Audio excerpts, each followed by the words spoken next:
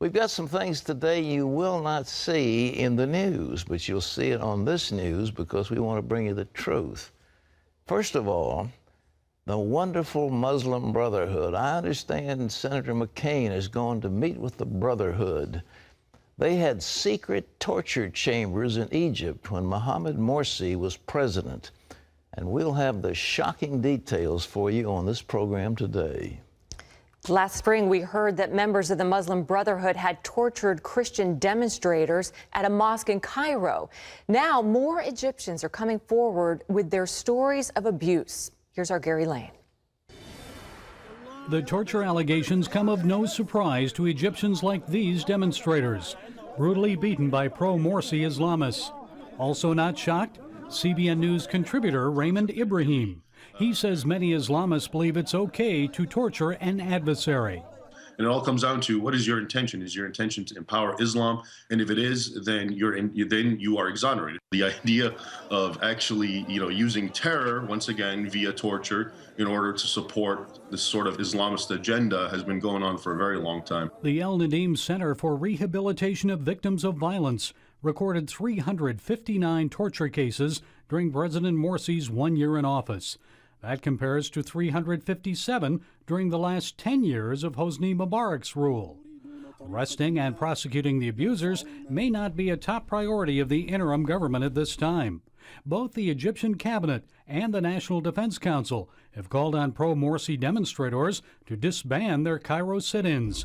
Egypt's foreign minister says it's clear reconciliation cannot take place until the incitement to violence ends.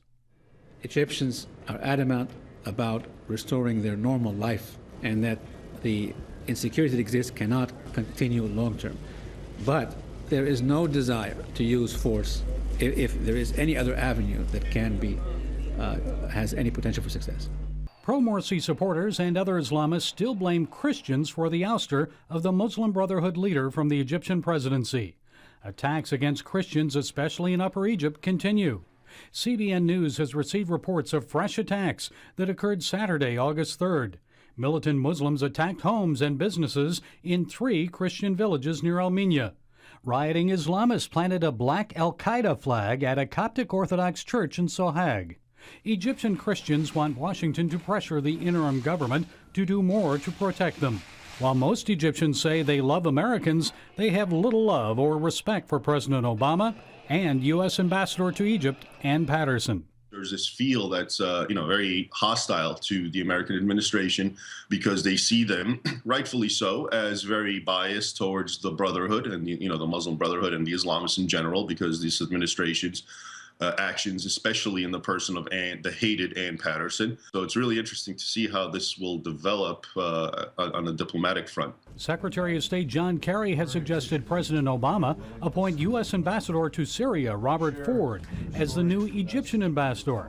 But already Egyptians are critical, alleging that Ford will bring civil war to Egypt just as he did with Syria. Gary Lane, CBN News.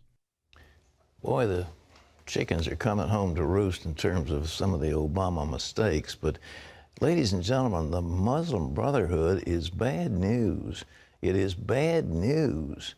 And again, for John McCain to go over and say, well, let me negotiate with the Brotherhood. You're not going to negotiate with fanatics who say Muhammad is our leader. The Quran is our constitution. Jihad is our way. I mean, they want to establish a Muslim caliphate. That's what they try to do, and they'll do it with jihad. And why do we think we're going to sit down at a meeting and talk them out of it? Not a chance. Well, the military and the FBI and other branches of government have been told you must be politically correct. You cannot offend Muslims. So a lawsuit is coming about that might take the veil off of some of this nonsense that's been going on. And the question is, did the military's political correctness play a role in the shootings at Fort Hood?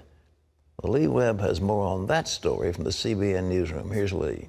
Pat, the Army major responsible for the Fort Hood massacre says he did it for Islam.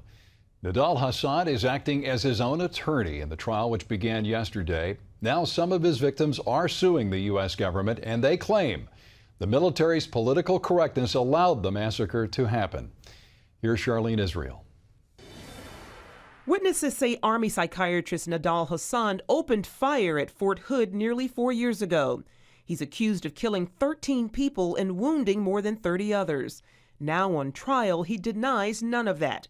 In a brief opening statement Monday, he said, quote, "The evidence will clearly show that I am the shooter."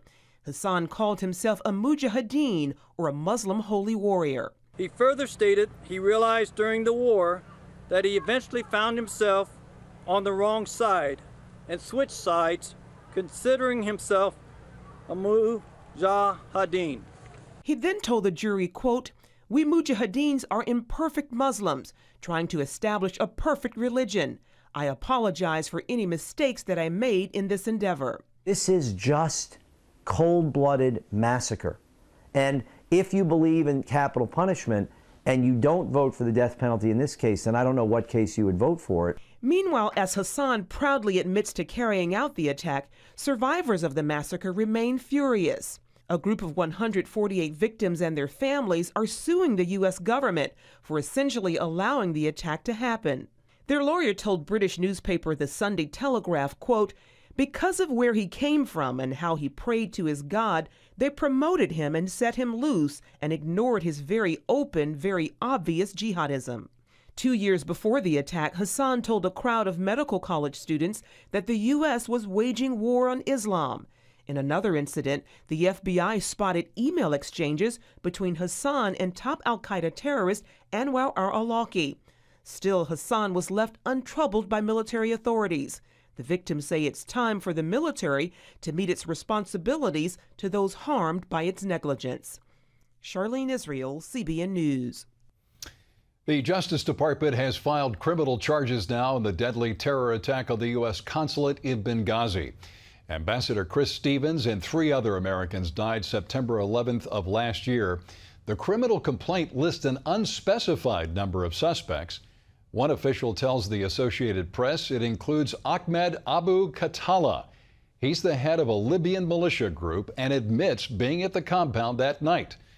Republican Congressman Darrell Issa says criminal charges are not enough in this case. He says, Pat, that the attacker should be apprehended immediately. I can't believe it. There's a thing that goes on in Libya. It's part of a war, and we're going to bring them to some court in New York and do a trial where they can interview witnesses and have the protection of the United States Constitution. It makes no sense at all. It's a war. These guys are warriors. They're trying to kill us. They killed our people. They said they had a warrant out against Osama bin Laden. We finally got out there and killed him, but we certainly didn't do it by the Justice Department sending a few FBI agents to arrest him. This whole thing is ridiculous, but that's part of political correctness. We can't call this a war on terror. We can't call these people extremists. We can't say they're Muslim extremists. We cannot say because of the teaching of the Quran, these people want to go out and kill us. We can't identify that. And as I've said before, and I say it again, wouldn't it have been horrible during World War II if we were forbidden to say Nazis were bad people and that Adolf Hitler wanted to destroy us, and it was all written out in Mein Kampf? Wouldn't it have been terrible during that war if we were unable to mobilize against an enemy? Well, we've got an enemy, and the enemy wants to destroy our way of life, our civilization. Here's Lee. Pat, a key security function in Obamacare is months behind schedule, and the new law is set to go into effect in less than 2 months. When Americans begin enrolling in health insurance exchanges October 1st, their identity, income, and other sensitive information will be funneled through a federal data hub. But Reuters reports the safety of this technology has not been tested properly because of the many missed deadlines. Tests to certify the security of the system have been pushed back now to September 30th. That's just 1 day before enrollment begins. And an unsafe system could be open to fraud and identity theft. Former President George W. Bush is expected to leave a Dallas hospital today. Doctors placed a stent in his heart yesterday after discovering a blockage in an artery during his annual physical. A stent is a tiny mesh device that props open clogged arteries. About 500,000 Americans have them inserted each year. Mr. Bush is said to be in good spirits, though, and expected to resume his normal schedule later this week. Childhood obesity is on the decline in this country. Health officials say there's a decrease in at least 18 states, but they warn that rates are still way too high. 1 in 8 preschoolers in the U.S. is obese. They're 5 times more likely than other children to be heavy as adults. That means a greater risk of high cholesterol, high blood sugar, asthma, and even mental health problems. Pat?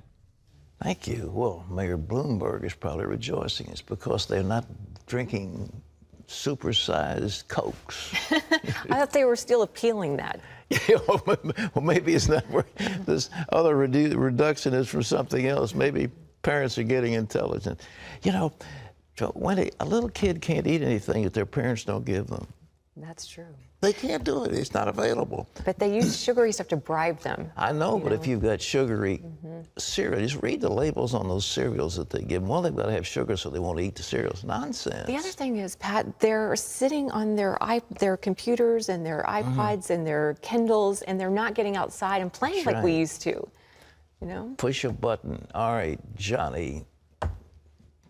Exercise time. We're going to go toss a football, but it means that dads and moms have got to get up with them, you know. I used to sing a song, don't send your kids to Sunday school, get out of bed and take them. Well, I think don't send your children to the playground, get out of bed and play with them. But all right, well, easier said than done. Anyhow, the trend apparently is a little more encouraging, but not a great deal. President Obama has canceled his upcoming summit meeting with Russian President Vladimir Putin. That decision reflects U.S. anger over Russia harboring Edward Snowden. He, of course, is the man who leaked information about the National Security Agency's electronic surveillance program. The White House, though, is also frustrated with Moscow's positions on other key issues like missile defense and human rights. The president will still attend the economic summit of 20 nations in St. Petersburg, Russia. Samuel Lamb, a hero of the Christian faith for millions of believers inside and outside of China, passed away on August 3rd at the age of 88. Lamb was arrested for his Christian faith during one of the first waves of persecution in Mao's China in the 1950s. He spent 20 years in Chinese labor camps. After his release, Lamb formed a house church and became one of the most influential leaders of China's underground church movement. He liked to talk about what he called the holy principle: more persecution, more growth. You can always get the latest from CBN News by going to our website at cbnnews.com.